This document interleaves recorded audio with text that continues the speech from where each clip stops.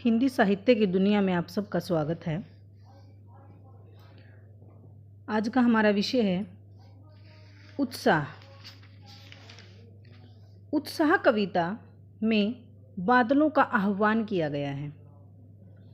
इसके कवि सूर्यकांत त्रिपाठी निराला बादलों को पुकार रहे हैं। उत्साह का अर्थ होता है जोश की भावना। निराला जी का प्रिय विषय है बादल और वह बादलों का आह्वान कर रहा है, बादलों को पुकार रहा है ताकि लोगों में जोश की भावना उत्पन्न हो जाए। बादल जब नहीं बरसते हैं, बारिश नहीं होती है तो धरती पर सूखा पड़ जाता है और लोग बहुत बेचैन हो जाते हैं। बादल गरजो, क्या कहते हैं कवि? हे बादलों गरजो, घेर घेर घोर गगन धारा धर ओ, चारों तरफ से पूरे आकाश को घेरते हुए घनघोर बारिश करो, मूसलाधार वर्षा करो। ललित ललित काले घुंघराले, बाल कल्पना कैसे पाले। ललित ललित बहुत सुंदर, तुम बहुत सुंदर हो। जिस प्रकार छोटे बच्चे के बाल काले और घुंघराले होते हैं, तुम उसके प्रकार समान सुंदर दिखाई देते हो। बाल कल्पना कैसे पाले, और जिस प्रकार बच्चे अनेक प्रकार की कल्पनाएं करते हैं, उसके समान भी तुम बहुत सुंदर हो। इसमें बादलों की प्रशंसा की गई है। बादलों को सुंदर बताया गया और उसको छोटे बच्चे के समान अबोध भी बताया गया है। जिस प्रकार अबोध बालक कल्पनाएं करते हैं, पता नहीं क्या क्या कल्पनाएं कर बैठते हैं, वो सब इस बताया गया है। इसलिए बच्चे को, बादलों को छोटे बच्चे के समान बताया है। विद्युत छवि उर्मे कवि नवजीवन वाले। कवि कहते हैं नवजीवन, तुम लोगों को नया जीवन प्रदान करने वाले हो। विद्युत छवि उर्मे, तुम अपने हृदय में बिजली की शोभा रखे हुए हो। मतलब बिजली, तुम्हारे हृदय में बिजली चमकती हैं, बिजलियां कड़कती हैं और तुम्हारे अंदर इतनी क्षमता है कि तुम्हारे द्वारा बहुत सी नई कविताओं की रचना की जा सकती है और तुम लोगों को नया जीवन भी प्रदान करते हो। वज्र छिपा नूतन कविता, नूतन नई कविता, कविता नई कविता की रचना करने वाले हो। वज्र छिपा, तुम्हारे हृदय में वज्रपात करने की क्षमता भी विद्यमान है। तुम वज्रपात, वज्र की शक्ति भी तुम्हारे अंदर भरी हुई है। हे बादल, तुम इस संसार को नई नई प्रेरणा और जीवन प्रदान करने वाले हो। हे बादल, तुम खूब गरजो और सब में एक बार फिर नया जीवन भर दो। मतलब इस संसार को तुम एक नया जीवन देने वाले हो, नया जीवन प्रदान करने वाले हो और तुम्हारी गर्जना को सुनकर लोगों में जोश और क्रांति की भावना भर जाती है और जिससे लोग कुछ नया कार्य करने के लिए उत्सुक हो जाते हैं। नन्हे अबोध बालकों की कल्पना के समान इसलिए कहा है क्योंकि नन्हे और अबोध बालक बहुत सारी कल्पनाएं करते रहते हैं। दूसरा पद्यांश, वज्र विकल विकल उन्मन थे उन्मन, विश्व के निदाग के सकल जन। विकल विकल बेचैन, उन्मन अनमने।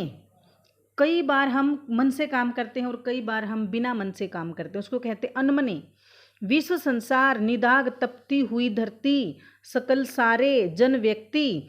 इस संसार के सारे व्यक्ति तपती हुई धरती से बहुत बेचैन और अनमने हो गए हैं।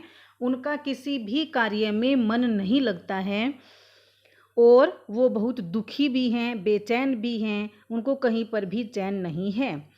आए अज्ञात दिशा से अनंत के घन। अज्ञात, अनजान, अनंत, जिसका कोई भी अंत न हो, असीम घन बादल।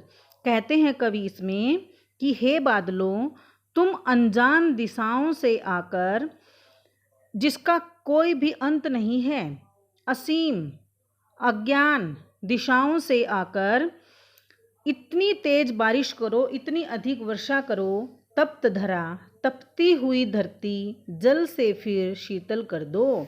इतनी अधिक बारिश करो कि यह तपती हुई धरती जल से फिर ठंडी हो जाए, शीतल हो जाए।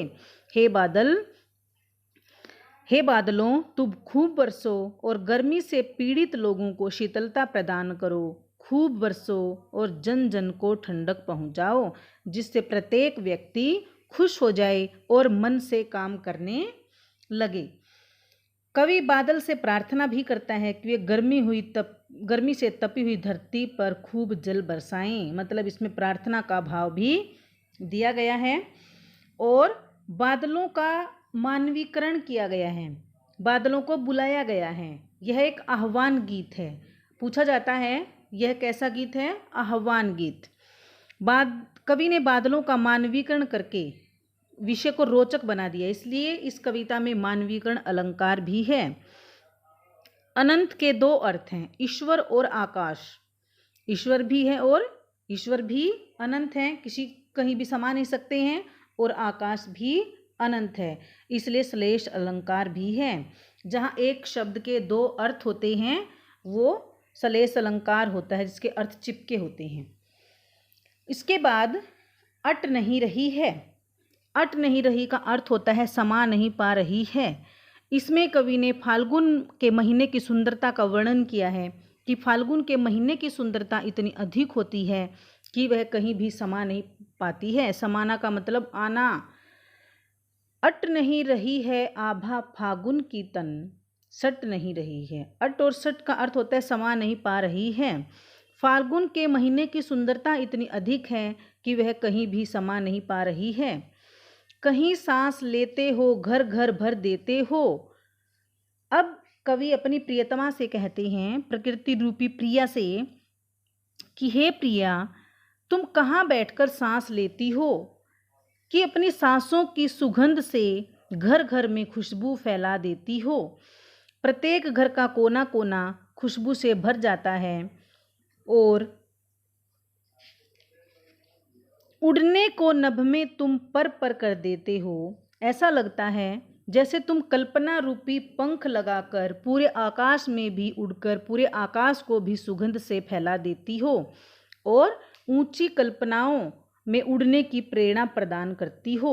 चारों ओर तुम्हारे सौंदर्य की चमक, सौंदर्य की खुशबू फैली हुई है। आँख हटाता हूँ तो हट नहीं रही है। मेरा कई बार मन करता है कि मैं तुम्हारी तरफ न देखूं, इस प्रकृति की तरफ न देखूं, लेकिन मैं वहाँ से अपनी आंखें हटाना चाहता हूँ, लेकिन हटा नहीं पाता हूँ। पत्तों से लदी डाल कहीं हरी कहीं लाल। प्रकृति की सुंदरता इतनी अधिक है, वृक्ष इतने हरे भरे हो गए हैं कि कहीं पर पत्तियाँ गहरे हरे रंग की दिखाई देती है और कहीं पर लाल रंग की दिखाई देती है। वृक्षों की डालियाँ पत्तों से लद गई हैं, अर्थात वृक्ष पूरे हरे भरे हो गए हैं। कहीं पड़ी है उर में मंद गंध पुष्पमाल। ऐसा लगता है मंद धीमी गंध सुगंध पुष्पमाल, फूलों की मालाएं। इतने अधिक फूल पेड़ों पर खिले हुए हैं, ऐसा लगता है कि उसने अपने गले में ही मालाएं पहन रखी हैं, जैसे वृक्षों के गले में मालाएं डाल रखी हैं। पाट पाट शोभा श्री पट नहीं रही है। पाट पाट कण कण में, प्रकृति के कण कण में इतनी अधिक धन संपदा भरी हुई है कि वह कहीं भी समा नहीं पा रही है। प्रकृति में सौंदर्य रूपी वैभव को इस प्रकार भर दिया है कि यह इस प्रकृति में समा नहीं रहा है। वन में प्राकृतिक छटा पट नहीं रही है। मतलब पाट पाट, जो श्री शब्द होता है वो लक्ष्मी जी के लिए भी प्रयोग किया जाता है और प्राकृतिक संपदा हमारे प्रकृति के कण कण में भरी हुई है, इसलिए उसको धन संपदा से भी जोड़ा गया है और इतनी अधिक है वो कि कहीं भी समा नहीं पा रही है।